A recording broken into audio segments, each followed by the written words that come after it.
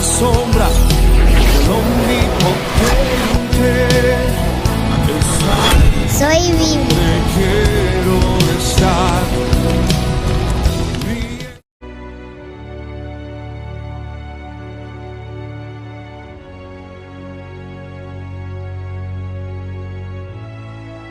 Y Carlitos Campos con Susan quedan a cargo. Hoy seguimos con lo de la justificación. Así que bueno, vamos a dar gracias a Dios. Cuñadita, ¿querés abrir la oración? Y ya quedan ustedes con el micrófono abierto. Gracias, Señor. Hoy, Señor, se trata de ti. Señor, se trata, Señor, de saber, Señor, realmente ese beneficio, Señor, que tú has dado, Señor, por medio de tu sangre. Y hoy, Señor, vamos a conocer un poco más de ti, Señor. Te pido de todo corazón que nos des conocimiento, nos des la sabiduría y la capacidad de entender, Señor, según sea tu voluntad, mi Dios. Bendecimos este tiempo, Señor, y te damos toda la gloria, toda la honra, Señor, porque tuyo es el poder, Señor. Padre amado, así que bienvenido en esta hora. Señor, quizá ponemos a un costado, Señor, la capacidad, Señor, el conocimiento del hombre, Señor, que es bueno, Señor. Pero es mejor cuando tú, Señor, entras y tomas, Señor, Padre amado, y tú nos enseñas, Señor, Padre, y bendecimos este momento, Señor, en el nombre de Jesús. Amén. Amén. Gloria a Dios. ¿Cuánto dice gloria a Dios? Gloria a Dios. Y tenemos a una gloria encima. Gloria aparece por todos lados, ¿eh? Gloria, gloria, gloria. Hasta en la leche. Sí, yo tengo mi polo que dice gloria. Bueno, gracias a Dios por este momento. Dicen los científicos que los hijos heredan la inteligencia de la madre, pero del padre heredan algunas habilidades. Pero otros científicos dicen que no es así, que no está comprobado. Y analizando esos comentarios, el Señor me llevó a Job 38-36. Vamos a leer como introducción para empezar esta reunión. Job 38-36. A ver, léelo, Ninosca. Job 38-36.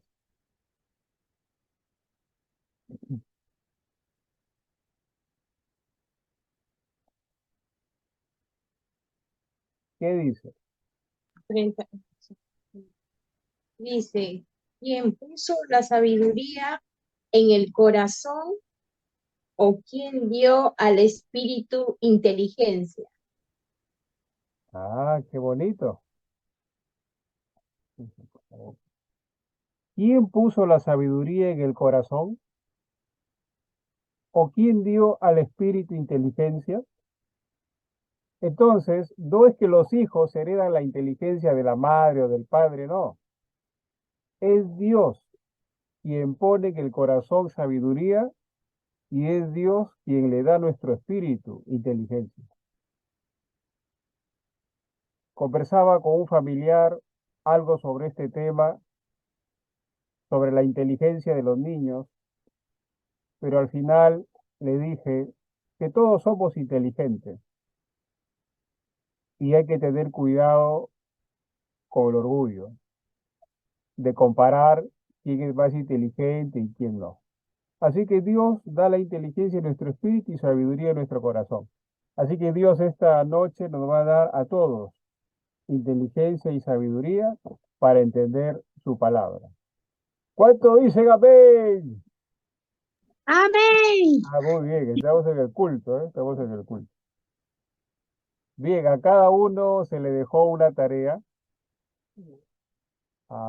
Yo me encargué de Hechos y Romanos. Glorita ya me envió su tarea ya hace varios días. Glorita, felicidades, Glorita, ¿eh? Ya me envió sus textos.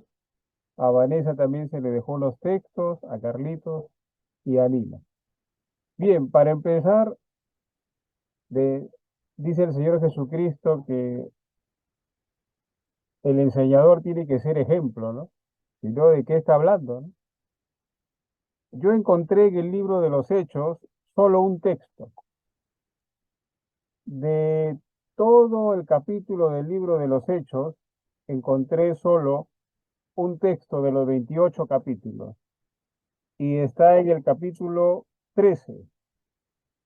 Vamos al capítulo 13 del libro de los Hechos, en el versículo 38 y 39.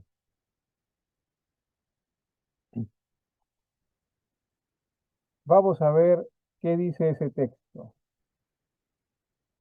Hechos 13, del 38 al 39. Léelo, Vanesita.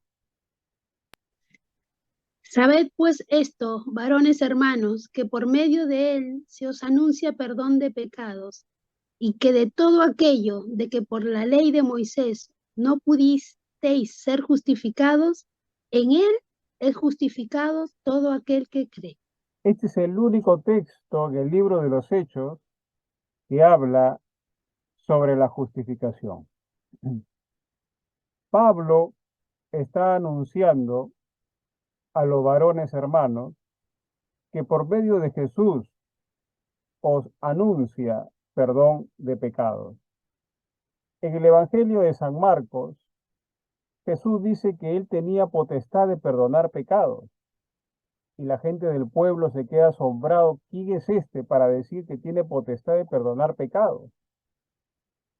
Y Jesús nos dice que sí. Y lo que nosotros debemos anunciar es que por medio de Jesús hay perdón de pecados. Y que todo aquello que por la ley de Moisés no pudiste ser justificado, en él es justificado todo aquel que cree. ¿Qué tiene que ver el perdón de pecados con la justificación? Está muy entrelazado. Porque si no hay perdón de pecados, no hay justificación. Entonces es como en un tribunal. El juez le perdona al culpable y al perdonarlo, al ver evidencias que es inocente y al perdonarlo también, es justificado. Queda libre de todo cargo. Entonces el perdón de pecados está muy entrelazado con el tema de la justificación. Nosotros hemos sido justificados porque el Señor perdonó nuestros pecados. En el libro de San Lucas, el Señor dice que hay que anunciar que por Él hay perdón de pecados. Y ese mensaje muy poco se predica ahora. Hablar que hay perdón de pecados. Y el Espíritu Santo empieza a convencer el corazón de la gente, porque Él es el que convence, primero de qué, ¿te acuerdas? De pecado. De pecado.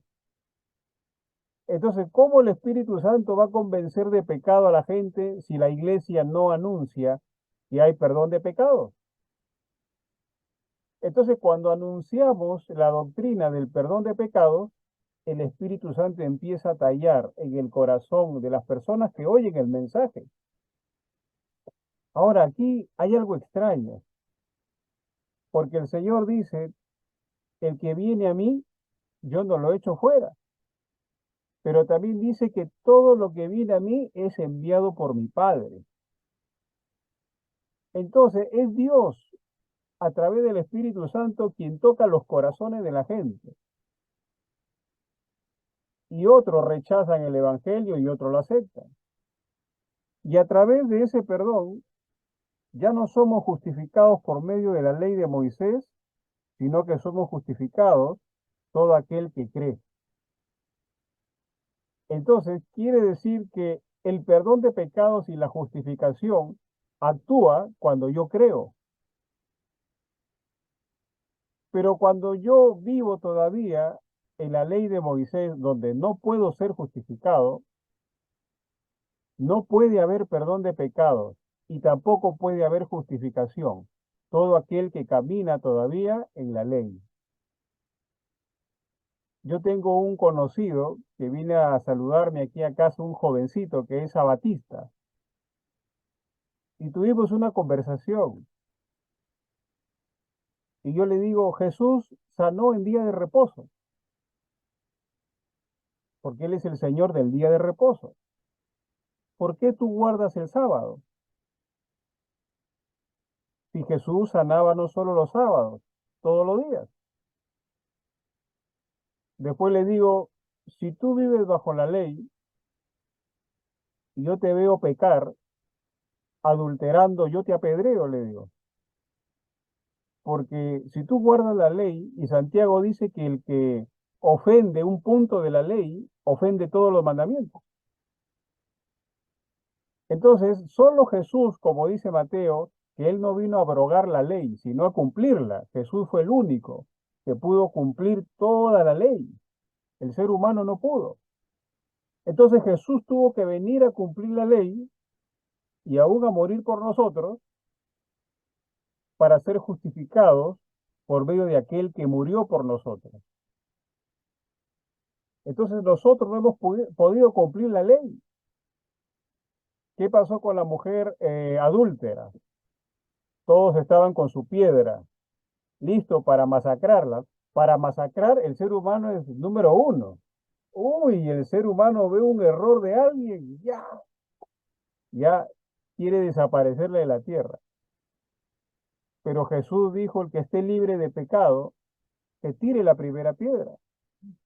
Entonces, todo ese grupo vivían bajo la ley, porque eso enseñaba la ley. Pero Jesús la perdona. Entonces, la justificación actúa cuando hay perdón de pecados y cuando creemos en Él.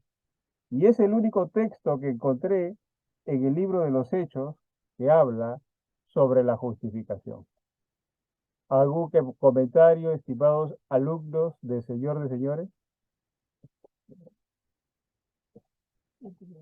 Qué tremendo, porque Jesús fue el único que pudo cumplir la ley.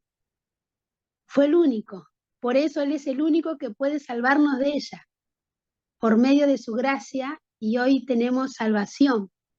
Eso me impactó, ¿no? Que cuando ya voy a llegar a lo mío, a mis textos, justamente Carlos mencionó uno de los textos que a mí me toca, porque vemos la ley en plena acción en la mujer adúltera. Ahí vemos la ley en plena acción, ahí está, la ley cumpliéndose. Y viene la gracia, que es Jesús mismo. Y Él aplica eso, es fascinante. Y le dice, bueno, ya que quieren aplicar la ley, que lance la primera piedra, aquel que esté libre de pecado. Y ninguno pudo. ¿Por qué? Porque solo Jesús puede justificarnos, ¿no? Así que qué fabuloso eso que explicaba Carlos, que bueno, no quiero seguir para cuando me toque el mío poder hablar. Gracias, estimada Lugda Vanessa. Dice que por medio de Moisés no pudiste ser justificado. No se puede, porque Moisés tuvo una labor diferente. Y Moisés mismo dijo, el Señor vuestro Dios os levantará un profeta mayor que yo. Entonces ese profeta mayor que yo que habló Moisés es Jesús. Para el judío no hay nadie más grande que Moisés. Era tan grande Moisés que no encontraron su cuerpo y lo siguen buscando hasta hoy. Fue el Señor quien lo enterró. Y ya Judas te da un mensaje más profundo de cómo el arcángel Miguel contendía con el diablo por el cuerpo de Moisés. ¿Y Judas cómo sabía eso? Eso fue por revelación. Solo Dios pudo revelarle. ¿Y por qué Satanás quería el cuerpo de Moisés?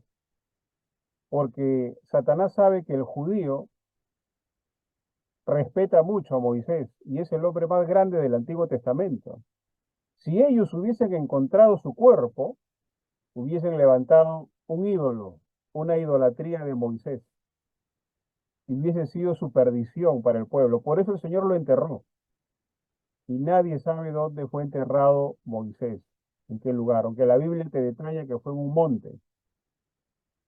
Así que nadie fue justificado por la ley de Moisés. Había unas ciudades que se llamaban las ciudades de refugio. Yo tengo esa prédica, muy buena. Y en las ciudades de refugio huía aquella persona que cometía un error. Supongamos que yo tengo un hacha en mi mano y mi prójimo está atrás y yo levanto mi hacha y el hierro se sale de la madera y le cae el hierro en la cabeza y se murió. Tenía que ir corriendo hasta las ciudades de refugio.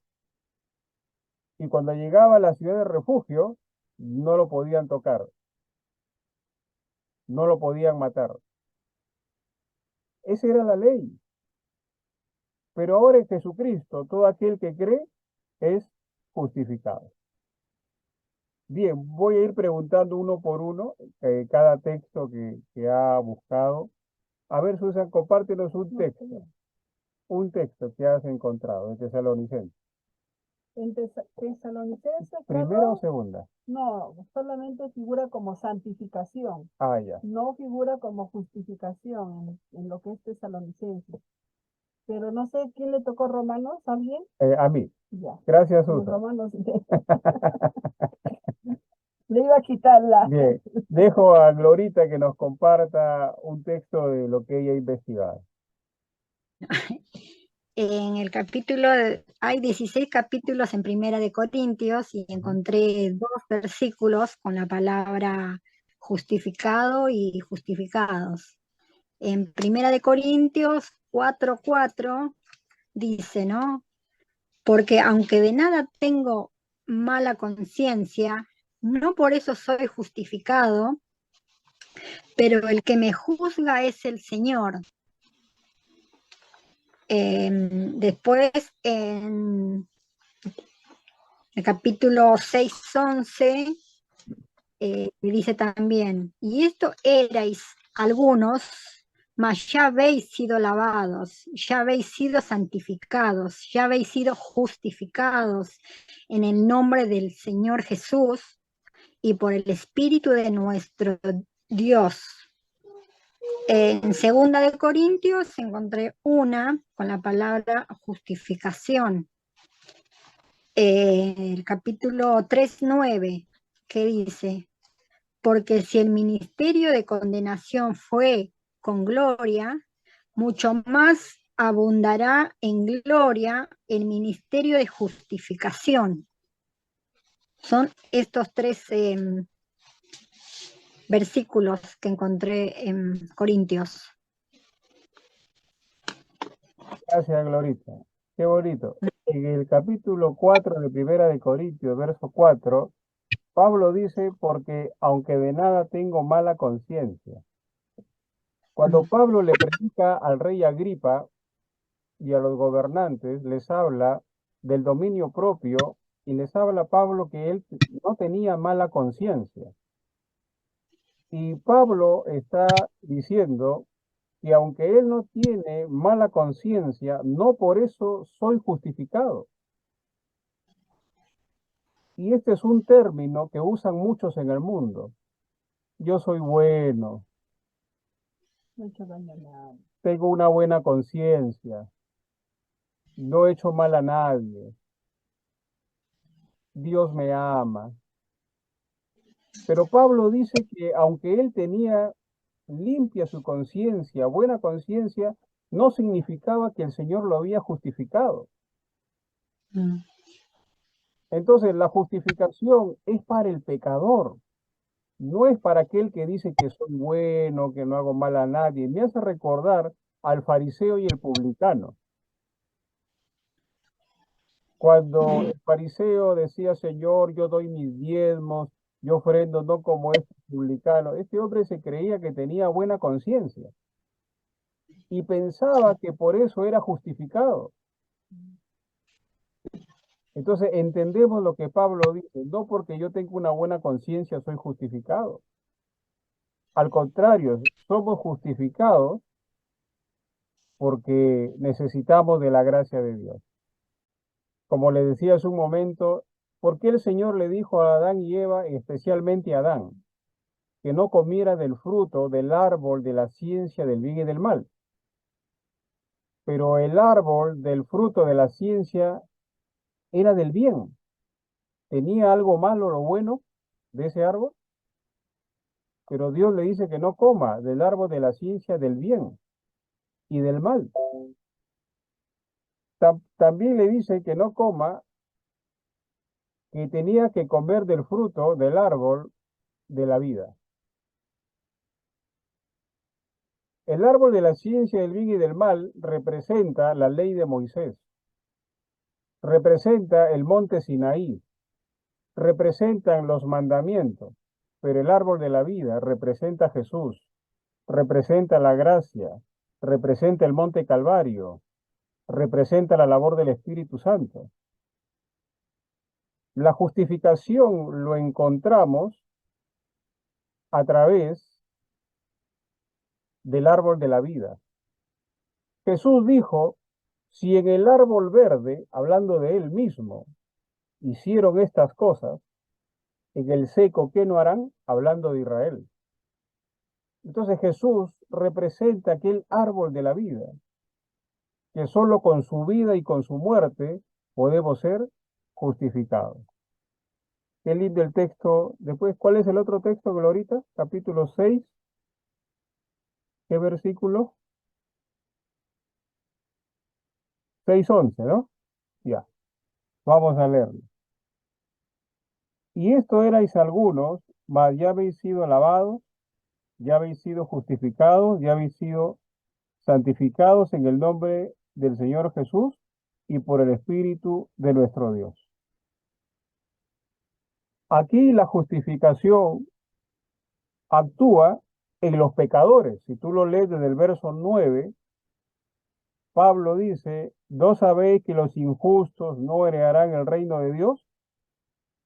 En esa lista están los fornicarios, están los idólatras, los adúlteros, los afeminados, o sea, los homosexuales, los que se echan con varones. Estamos hablando aquí de orgías. Estamos hablando de hombres que se echan con varones y mujeres que se echan con varones, o niños, los que practican la pedofilia, que se echan con varones, etc. Una mezcla, un desorden total. Eso se llama orgía. Tenemos a los ladrones, a los avaros, a los borrachos, los maldicientes y los estafadores. Entonces, el Señor dice que estas personas no heredarán el reino de Dios. En otras palabras, no son justificados. Pero Pablo le dice a la iglesia en el verso 11, y esto erais algunos. Pablo le dice, ¿no se acuerda, iglesia de Corintio, que ustedes eran así? ¿Cuántas personas que congregan con nosotros en la casa de Dios, Dios los ha sacado del homosexualismo, Dios los ha sacado del adulterio, Dios los ha sacado de la borrachera, Dios los ha sacado de ser avarientos, maldicientes? Pero Pablo dice, mas ahora habéis sido lavados, santificados y justificados. Entonces la justificación es para el pecador. No es para el que dice yo soy bueno, como leí el pasaje anterior que decía Pablo, no porque tengo buena conciencia soy justificado. Y somos justificados en el nombre del Señor Jesús. No es en el nombre de Carlos, no es en el nombre del pastor Villena, no es en el nombre de Claudio Freyson, es en el nombre del Señor Jesús que nosotros somos justificados y por el Espíritu de nuestro Dios. Entonces el Espíritu Santo y el nombre de Jesús actúan juntos en la justificación. ¿Por qué? ¿Por qué el nombre de Jesús y el Espíritu de nuestro Dios? ¿Se ha puesto a pensar? Porque Jesús, cuando ya se iba, dijo que iba a enviar un consolador, aquel que iba a representarlo en la tierra, el Espíritu Santo. Está Jesús que se iba y el Espíritu Santo que venía. Pero acá se repite lo mismo, el nombre de Jesús y el Espíritu de nuestro Dios. Entonces, cuando uno da el mensaje de Jesús, el nombre de Jesús, el Espíritu de Dios actúa en el corazón de muchos para justificarlo, pero solo aquel que cree. ¿Algún comentario, estimados alumnos? Yo creo que aquí se trata no de lo que nosotros hacemos para ser salvos, sino se trata de lo que ya hizo Jesús en la cruz del Calvario. No, de eso se trata, creo yo, mamá. Muy bien, gracias, hermana Susa. A ver, nuestro hermano Carlitos Uribe, a ver, queremos escucharle. Sí, cuñadito, atento, atento. Sí, bien, comparto lo que estás diciendo, sí. Hay alguna, en lo que decías, ¿no? Que esa doble imputación que el Señor Jesús hace ante el pecador. Se lleva el pecado y al mismo tiempo ingresa el Espíritu Santo a vivir en nuestra vida, ¿no? Él es el que nos acompaña y nos va dirigiendo en el nuevo camino. Obviamente podemos equivocarnos, somos humanos, pero bueno, el Espíritu Santo es el que te va a traer convicción de pecado y te va a decir, ¿no? Alerta, danger, peligro, y te va a ir guiando. Esa es la justificación, ¿no? Gracias, Carlitos. Claro que sí, el Espíritu Santo nos ayuda, nos redarguye. Hay una lucha en nuestro interior. ¿Puede el cristiano perder su justificación? ¿Tú qué dices, Dinosca? ¿Puede el cristiano perder su justificación? Si no busca de una manera, creo, correcta de la palabra de Dios, puede perder su justificación. Claro. En Si no es, si es inconstante en sus caminos y no lee la palabra y no busca de él, pierde su justificación. Claro. Entonces, sí podemos perder, como la salvación también. Cuando uno pierde la salvación, pierde todo. Y Apocalipsis capítulo 3, versículo 5, el Señor le dice al ángel de la iglesia, al pastor, el que venciere será vestido de vestiduras blancas, y no borraré su nombre del libro de la vida. La advertencia que el Señor le está dando es, yo tengo la capacidad de escribir tu nombre y de borrar tu nombre del libro de la vida. Pero si tú vences, le está diciendo, no voy a borrar tu nombre. Pero si no vences y sigues viviendo en este sistema mundano en el cual estás, lo borraré. Por eso en el versículo 2 del capítulo 3 de Apocalipsis le dice, sé vigilante y afirma las otras cosas que están para morir, porque no he hallado tus obras perfectas delante de Dios. Habían otras cosas que el pastor no había dejado, pero habían cosas que sí había dejado, pero faltaba dejar otras cosas. Entonces muchas veces en nuestra vida hemos abandonado algunos hábitos pecaminosos, pero todavía nos falta dejar un poquito más. Y eso que no hemos dejado no nos permite avanzar. Y muchas veces el Señor, al ver un creyente inconstante, como dijo mi hermana, puede borrar su nombre del libro de la vida. Pero ¿lo puede volver a escribir o no? ¿Tú qué dices, Dinosca? Yo pienso que sí, lo puede escribir otra vez en el libro de la vida, pero siempre y cuando se afirme. Claro, el Señor puede escribirlo de nuevo. Por eso, en el capítulo 3 de Apocalipsis, el Señor le dice, acuérdate pues de lo que has recibido y oído y guárdalo y arrepiéntete. Entonces, el Señor nos da la opción de arrepentirnos para volver otra vez a escribir nuestro nombre en el libro de la vida.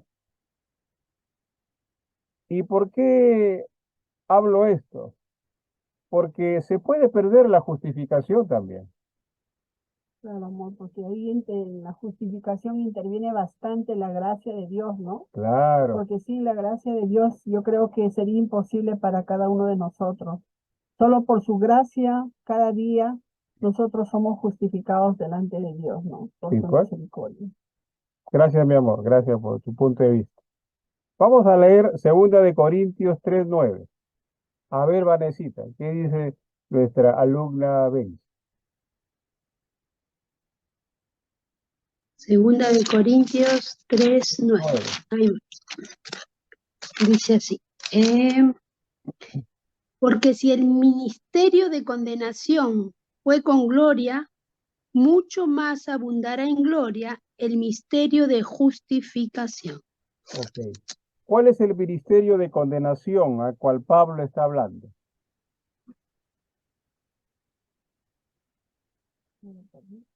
Acá hace referencia a la ley.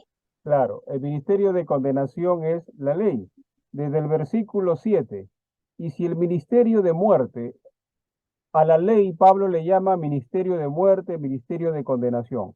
Si el ministerio de muerte grabado con letras en piedras fue con gloria, eso cuando Moisés recibió los 10 mandamientos ahí escrito en piedra, tanto que los hijos de Israel no pudieron fijar la vista en el rostro de Moisés a causa de la gloria de su rostro, la cual había de perecer. ¿Cómo no será más bien con gloria el ministerio del Espíritu? El ministerio del Espíritu es el ministerio de justificación. En cambio, el ministerio de muerte es el ministerio de condenación. Es lo mismo. Entonces, Pablo dice, porque si el ministerio de condenación fue con gloria, hablando de la ley, cuando Moisés brillaba, cuando bajaba del monte con los 10 mandamientos, nadie podía mirarlo porque brillaba todo su cuerpo por la gloria de Dios. Y Pablo dice que ese ministerio de condenación fue con gloria. Mucho más abundará en gloria el ministerio de justificación, que es el ministerio del Espíritu. Note algo aquí importante. Dice que el ministerio de condenación fue con ¿qué dice? Con, verso 9, con gloria. Y después dice, mucho más abundará, ¿qué dice? En gloria, En el gloria. ministerio. Dice con gloria y después dice en gloria. Entonces, el ministerio de condenación, que es el ministerio de muerte o la ley, como usted quiera llamarlo, abundaba con gloria. No es que estaba con gloria, no, no. Abundaba con gloria en el sentido de que era una gloria que manifestaba, que la gente lo veía. Pero el ministerio del Espíritu, que es el ministerio de justificación, ya no es con gloria, es en gloria. Es una gloria que permanecerá para siempre. En es adentro, adentro, lo profundo de Dios. Entonces el ministerio de justificación es un ministerio en gloria que existirá para siempre. Pero el ministerio de condenación fue con gloria, solo que dio un reflejo de la gloria de Dios, pero después desapareció la ley. Pero el ministerio del Espíritu es en gloria, que estará por siempre, para toda la eternidad. Amén. Qué bonito. Ese es el ministerio de justificación, el ministerio del Espíritu. Y Pablo habla mucho de ese ministerio. A ver, todo aquel que te habla de la ley todavía está en el ministerio con gloria, pero todo aquel que está en la gracia de Dios tiene el ministerio en gloria. ¿Por qué en gloria? Porque esa gloria también la tenemos dentro de nosotros. Por eso es en gloria. Acuérdate lo que Pablo dijo a los Corintios, creo que es en 1 Corintios capítulo 6, creo. ¿No sabéis que vuestro cuerpo es templo del Espíritu Santo? Ahí está, el ministerio en gloria, porque el Espíritu Santo vive en nosotros para siempre. Entonces el ministerio de justificación es más poderoso que el ministerio de condenación. El ministerio de justificación es un ministerio donde actúa el Espíritu Santo en la vida del creyente. Pero el ministerio de condenación fue Dios actuando y mostrando su gloria, manifestándolo. Era un reflejo de lo que había de venir. Y eso lo dice, muchos dicen que fue Pablo quien escribió el libro a los hebreos, pero no se sabe quién escribió el libro a los hebreos. Y muchos dicen que fue Pablo porque al final habla de Timoteo, pero en realidad no tiene ningún nombre del autor. Pero en el libro a los hebreos dice que la ley era un reflejo de lo que había de venir. El tabernáculo era un reflejo de lo que tenía que venir. Y eso es Jesús. Mire, si usted es observador, ¿tienes una cruz ahí, nena? Espérate. Acá. Esta es una cruz. Observe. En esta cruz, a la entrada del atrio, en el tabernáculo se le llamaba aquí el atrio, la entrada. Aquí estaba el altar de los cuernos, donde era sacrificado el cordero. Pasabas la cortina. A la derecha, de este lado, estaba la mesa de los panes. Y a la izquierda estaba el candelabro. Pasabas la cortina y llegabas al lugar santísimo. ¿Qué forma tenía el tabernáculo? Una cruz. Una cruz. Si tú eres observador, te vas a dar cuenta de la posición. Arriba, los costados y arriba. El Antiguo Testamento era sombra de lo que había de venir, la cruz. ¿Y qué había en el lugar santísimo? Estaba la ley, la vara de Aarón que floreció y el maná, que estaban en el arca del pacto con los dos querubines. ¿Se acuerdan los dos querubines que estaban en el arca del pacto? Y cuando Jesús resucita, ¿quiénes estaban a su lado? Dos varones con vestiduras blancas. El Antiguo Testamento es sombra de lo que había de venir. Lo mismo que sucedió en el arca del pacto con los dos querubines, fue lo mismo que pasó cuando Jesús estaba en el sepulcro. Los dos varones resplandecientes a su lado. Lo mismo. Acá estaban los pies de Jesús, pero en el Antiguo Testamento dice que era el atrio, la entrada. El atrio del tabernáculo representa los pies de Jesús, sus pies. Por eso se llama atrio, entrada. Donde sacrificaban al cordero, a Jesús le clavaron en el costado y derramó sangre. Representa aquella sangre que él derramó y se derramaba en el altar. A la mano derecha estaba la mesa de los panes. Jesús multiplicó los panes. Al lado izquierdo estaba el candelabro. Jesús es la luz del mundo. Con sus manos hacía cosas maravillosas. Cada parte del tabernáculo representaba lo que había de venir, Jesús. Y la ley no pudo justificarnos, solamente Jesús. Tuvo que venir para justificarnos y darnos vida en abundancia. Ahora, cuando tú pasabas la cortina, te encontrabas con la mesa de los panes y el candelabro. Cada parte del tabernáculo es una parte del cuerpo del ser humano. El atrio es el cuerpo. Pasabas la cortina, representa tu alma. Llegabas al lugar santísimo, tu espíritu. Lo mismo. Ya ese es otro tema. Pero explico eso para darnos cuenta que la ley no pudo justificar al hombre, sino que solo era un reflejo de lo que tenía que venir. ¿Ve la sombra que aparece en mi cara? Esa es la ley. ¿Ve la cruz que tengo en mi mano? Esa es la gracia. Así fue como se manifestó la justificación para todo aquel que en él cree. ¿Algún comentario, alumnos?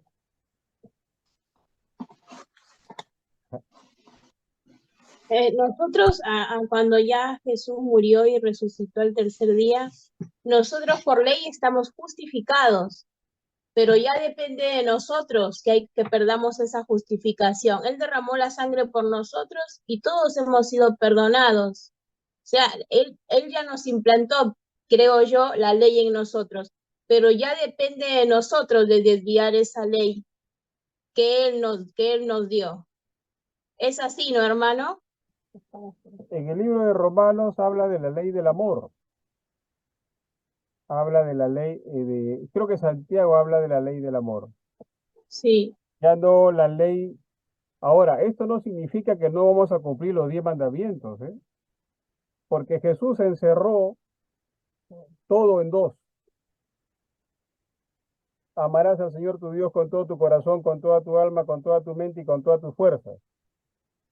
Y todo eso incluye los primeros mandamientos de los 10 mandamientos. No te harás imágenes, no te postrarás a las imágenes, no tomarás mi nombre en vano, guardarás el día de reposo. Ahora, no nos toca a nosotros guardar el día de reposo. A Israel, a nosotros solamente nos toca amar al Señor todos los días de nuestra vida. Y después el Señor de los 10 mandamientos habla al prójimo. No matarás, no codiciarás la mujer de tu prójimo, no robarás, ya ese es el prójimo. Y esos 10 mandamientos el Señor lo encierra en 2. Amarás al Señor tu Dios con todo tu corazón, con toda tu alma, con toda tu mente, con toda tu fuerza, y a tu prójimo como a ti mismo. Y eso lo habló Jesús. Ahora, estar en la gracia de Dios significa que tenemos que cumplir también ese mandamiento. Pero ya no es un mandamiento como en la ley que obligaban, sino que es un mandamiento en la gracia voluntariamente, por amor. Quiere decir que en este tiempo de gracia es más exigente que en la ley, porque lo tienes que hacer tú voluntariamente, ayudado por el Espíritu Santo. Pero por amor. Por amor, claro. Entonces, todo aquel que ha sido justificado tiene el poder del Espíritu Santo para hacer las cosas por amor o con amor. Con amor. Con amor. Con amor. ¿Qué le dijo el Señor a la iglesia de Éfeso? Vamos a ver qué le dijo, hablando un poco de la justificación. Porque ha perdido su primer amor. Ha perdido su primer amor, sí, pero hay una palabra clave, siempre hay una palabra clave que nos abre un poco la mente. Vamos al libro de Apocalipsis. Capítulo 2, verso 3. Y has sufrido y has tenido paciencia y has trabajado arduamente. ¿Por qué dice? Por amor de mi nombre. Por amor. Trabajaron por amor, pero no trabajaron con amor. Por eso perdieron su primer amor. Las cosas no se hacen por amor. Las cosas se hacen con amor. Lo voy a hacer porque lo aprecio. Lo voy a hacer porque me dicen. Y ese fue el error de la iglesia de Éfeso. Hicieron las cosas por amor. Porque tenían que hacerlo. Pero hacerlo con amor es algo que brota de lo más profundo del corazón. Entonces, la justificación verdadera es la reacción del creyente que hace las cosas con amor. Pero aquel que no ha sido justificado y lavado por la sangre de Cristo, hace las cosas por amor. ¿Cuál de los dos somos? ¿Los que hacen por amor o con amor? Yo creo que con amor, ¿no? A ver, Vanesita, compártenos un texto bíblico de lo que has investigado. A ver. Bueno, en Gálatas yo encontré 4, ¿Ah? ¿sí? En Efesios no encontré ninguno con esa palabra. Pedro se sentaba con los gentiles, ¿Ya? ¿sí? Estaba comiendo con los gentiles. Pero cuando aparecían los que circuncidaban, Pedro dice aquí, como bien dice, pero cuando Pedro vino a Antioquía, le resistí cara a cara, porque era de condenar, dice Pablo. En Gálatas 2:11. Pues antes que viniesen algunos de parte de Jacob, comía con comía con los gentiles. Pero después que vinieron, se retraía y se apartaba porque tenía miedo de los de la circuncisión. Porque antiguamente, ¿qué era la circuncisión? La circuncisión era la señal del pacto de Jehová y Abraham y sus descendientes. Y no podías quebrantarlo. Porque cuando Moisés lo quebranta, ¿se acuerdan que casi muere? Y Séfora, su esposa, tuvo que agarrar a su hijo y circuncidarlo. O sea, tenías que cumplir la ley. Porque la ley era establecido, ¿sabes para qué era establecida la ley? Mira, ándate a Gálatas 3:19. Entonces, ¿para qué sirve la ley? Fue añadida a causa de las transgresiones. Nuestras transgresiones hacen necesariamente que venga la ley, hasta que viniese la simiente a quien fue hecha la promesa. Ahora, ¿quién es esa simiente? Jesucristo. Jesucristo. Entonces, acá hay un pleito entre los que son circuncidados y los que no son circuncidados. ¿Por qué digo esto? ¿A qué quiero llegar? Váyanse al 2:16 de Gálatas.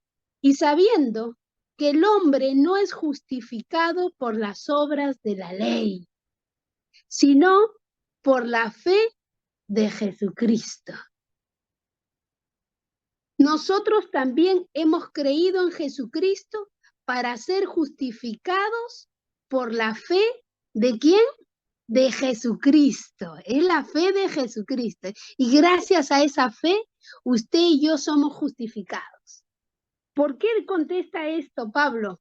Porque Pedro se sentaba con los gentiles, pero cuando veía venir a los de la circuncisión, se paraba y encima ponía cargas pesadas en los que no circuncidaban. ¿Sí? Entonces, dice que nosotros somos justificados por la fe en Jesucristo y no por las obras de la ley. Por cuanto por las obras de la ley, nadie, escucha esto, nadie será justificado. Entonces, el ministerio de la justificación es posible por la fe. ¿Por la fe en quién? En el sumo pontífice, que es Jesucristo. Solo la fe en Él te puede dar la justificación. Y claro que la podemos perder. Perdés la salvación y por ende cae todo. ¿Sí? Entonces, cuando dice aquí, por la fe en Jesucristo y no por las obras de la ley.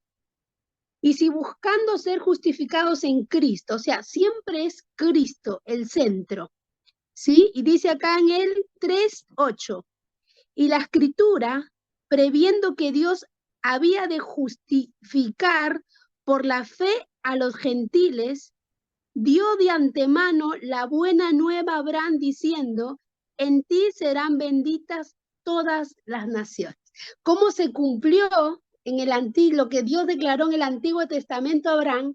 Que en él serían benditas todas las naciones. O sea que nosotros somos ese pueblo que hoy somos justificados por la fe en Jesucristo. Entonces, es fascinante, me gustó esto que decía Carlos, la ley es el ministerio de la muerte y el ministerio de la y el ministerio del Espíritu es el ministerio de la justificación. ¿Sí? Entonces, no que abroguemos la ley, porque el único que la pudo cumplir es Jesús. Por eso es que tú y yo necesitamos a Jesús. Necesitamos a Jesús. Por eso es que en el medio del pecado de la mujer adúltera, solo pudo aparecer el único que puede justificarla, Jesucristo. Y ahí está ejemplificado lo que es la ley y la gracia. Eso, Carlito. Gracias, Varecita, gracias por tu aporte. El aporte de cada uno es importante. Y Dios permita hacer una separata con todos los textos de justificación desde el libro Los Hechos Sería genial. y aparte de algunas cosas que había escrito también, aportar la aportación de mi esposa, de Gloria, de todos, de Carlito, de Nino, ¿vale? Es importante, es importante. Sale que quedan 8 minutos. Bien, gracias Vanesita por explicarnos tu investigación. A ver, Carlitos, compártenos un texto de lo que has buscado. Yo solo encontré en Filipenses 3:6 la palabra justicia, pero no habla de la justificación en sí, no.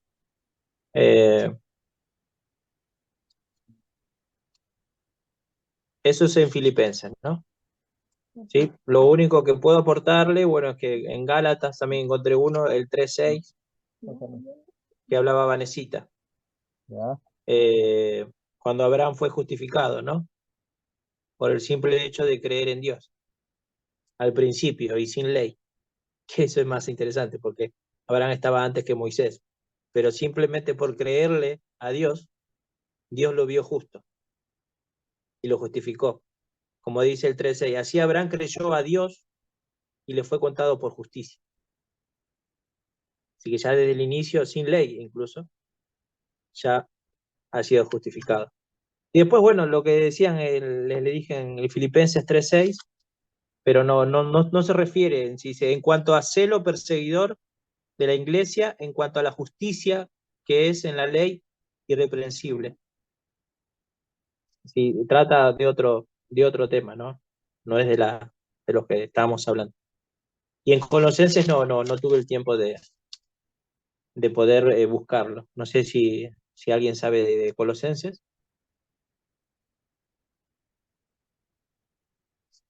Habla también de la Gracias, familia. Carlitos. Sí, en otras versiones de la Biblia, cuando se habla de justificación, a veces se usa el término justicia. También he leído en otros pasajes que se usa mucho el término. ¿Encontraste algo en Colosenses? No, quiero observando también que siempre nos ha servido este libro para predicar, ¿no? Para salir a predicar el Evangelio. En Romanos 3:23 dice la palabra de Dios, por cuanto todos pecaron y están destituidos de la gloria de Dios. El 24 dice, siendo justificados gratuitamente por su gracia, mediante la redención que es en Cristo Jesús. Ujú. ¿No? Muy claro. Gracias, amor. Muy amable. Dice que somos justificados gratis Gratuitamente. por su gracia, por la muerte. Gracia significa regalo no merecido, o sea, Jesús entregó su vida por nosotros. Mediante la redención. Redención significa que Él nos compró, que es en Cristo Jesús, a quien Dios puso como propiciación. El altar de la propiciación, ahí se sacrificaba el cordero. Jesús era nuestra propiciación en la cruz, por medio de la fe en su sangre. Entonces, no solo es tener fe en Jesús, es tener fe en su sangre. ¿Por qué? Porque a través de la sangre eres limpiado y perdonado, ¿y qué más? Y justificado. La sangre de Jesús actúa en la justificación del ser humano para manifestar su justicia a causa de haber pasado por alto en su paciencia los pecados pasados. Si nos quita algún texto que hayas buscado, No, hermano, Carlos nomás buscó. Yo ¿por no busqué, qué, pues? hermanito. ¿Por qué no puede ser? Ya no te preocupes, hermanita. Todo bien, estamos participando. Bien, Importante es aprender, ¿no? le damos gracias. Algo, cuñado, que te puedo aportar que escuché esta semana con el tema de la fe. Hay una diferencia en la fe humana y en la fe que Dios deposita en nosotros. Ajá. Y va con este ejemplo, ¿no? Cuando nosotros subimos a un avión para volar, ahora Loli, por ejemplo, que viajó en este último viaje, se fue a Perú, ella tuvo una fe que el avión no se iba a caer. Pero ella sabe muy bien que hay normas, que hay leyes aéreas, normativas, ¿no? Que hacen que el avión sea un transporte muy seguro. Ujú. Por eso uno sube al avión, porque sabe que tiene un porcentaje muy pequeño que se cae. Es más fácil, no me acuerdo, bueno, no viene a caso tampoco. No me acuerdo el paralelismo, pero es muy difícil que se caiga un avión. El porcentaje es muy, muy pequeño, es un 1%, menos de un 1% que se caiga el avión, el aire, no, estamos hablando, ¿no? Y ahí hay una fe humana, uno cree en esa fe humana que no se va a caer, ¿no? Que es distinta a la fe de Dios cuando uno le pregunta, ¿vos sabés que por ejemplo, está escrito tu nombre en el libro de la vida? Y no hay manera de demostrarlo. Esa es la verdadera fe. Cuando uno no puede demostrar algo, ¿no? Y esa es la fe que quiere Dios, ¿no? Que esa es la fe por el cual Él nos justifica. Cuando nosotros creemos por medio de nuestro amado Señor que entregó su sangre, su sacrificio, su muerte, su sangre nos limpia, ¿no? Que bueno, eso nomás les quería compartir lo que había aprendido en la diferencia entre la fe humana y la fe que deposita Dios. Es por ello también que nosotros hoy somos llamados y por medio de Él, por medio de su fe, podemos sanar a alguien, orar por alguien y que se vea ese milagro, ¿no? No es por nosotros, es por medio de Él. Bueno, ese comentario no me quería hacer. Gracias, Carlito, gracias. Sí, precisamente en esa fe que no se ve es, como dijo Jesús, va bienaventurado, es aquel que cree cuando no ha visto, ¿no? Entonces, esa es la gracia, la justificación también, ¿no? Para terminar, recordaba estos días, ayer conversaba con Susan, yo le decía a Susan, cuando yo pecaba y llegaba un momento que me encontraba solo en mi casa, me ponía a llorar. Y no sé por qué, y lloraba con tanta fuerza. Y siempre me pasaba eso. Cada vez que hacía algo malo, me ponía a llorar con mucha fuerza. Yo creo que el Espíritu Santo me redarguía. Y algo que yo aprendí a superar es a perdonarme a mí mismo, que me costó muchos años. Me costó mucho perdonarme a mí mismo. Y al pasar los años entendí que el Señor se llevó mis pecados y me perdonó, y me amó, y me justificó. Para mí tomó mucho tiempo entender eso, porque mi corazón estaba muy arraigado de que yo no tenía perdón de Dios. Así que vamos a orar, agradecerle al Señor. A ver, Valecita. Padre Celestial, gracias por haber compartido tu palabra, gracias por esta bendición de crecer en lo espiritual y poder poner fundamentos, Señor, como cristianos que tenemos que tener, Padre. Danos sabiduría y como hoy nos ministraste, la sabiduría viene de lo alto, del Padre de las luces, en quien no hay sombra de variación. Te entregamos esta reunión a ti y declaramos, Señor mío y Dios mío, una semana con sabiduría, bendecida, y que tú nos enseñes, Señor, a ganar las batallas en lo espiritual. Ayuda, Señor, Padre mío, a mi hermana Ninosquita, que también pueda sentarse a escudriñar tu palabra, porque tú nos quieres hablar a través de ella.